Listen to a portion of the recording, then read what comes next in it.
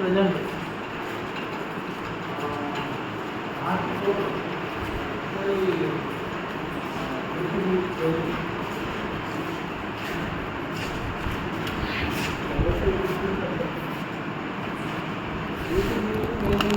ఇప్పుడు మనం Suryapet police station లో ఉన్నాం.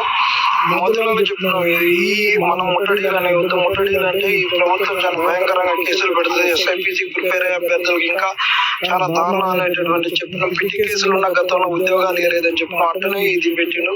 దీనివల్ల ఆడపిల్లల్ని మమ్మల్ని అందరిని ఎక్కడ అక్కడ అరెస్టులు చేయడం జరిగింది. రేపు సూర్యాపేటలో పద్మశాలి భవన్లో పిఎస్ఆర్ సెంటర్ లో జరిగేటటువంటి ఈ సభకు అందరూ రావాలి. కోదాడ, సూర్యాపేట, హుజూర్ నగర్ వాళ్ళు దీన్ని విజయవంతం చేయాలి.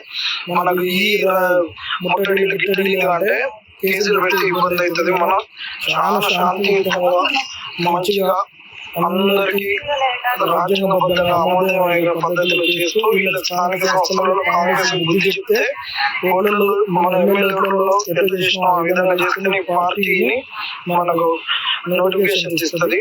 శాంతియుతంగా రాజ్యాంగబద్ధంగా చేద్దాం. ఎవరి మీద కేసులు కాకుండా చేద్దాం. దయచేసి ఇలాంటి దూరంగా ఉండండి. పర్మిషన్లు తీసుకుని రాజ్యాంగబద్ధంగా వీళ్ళ మీద ఎట్లా ఒత్తిడి చేయాలంటే చేస్తాం.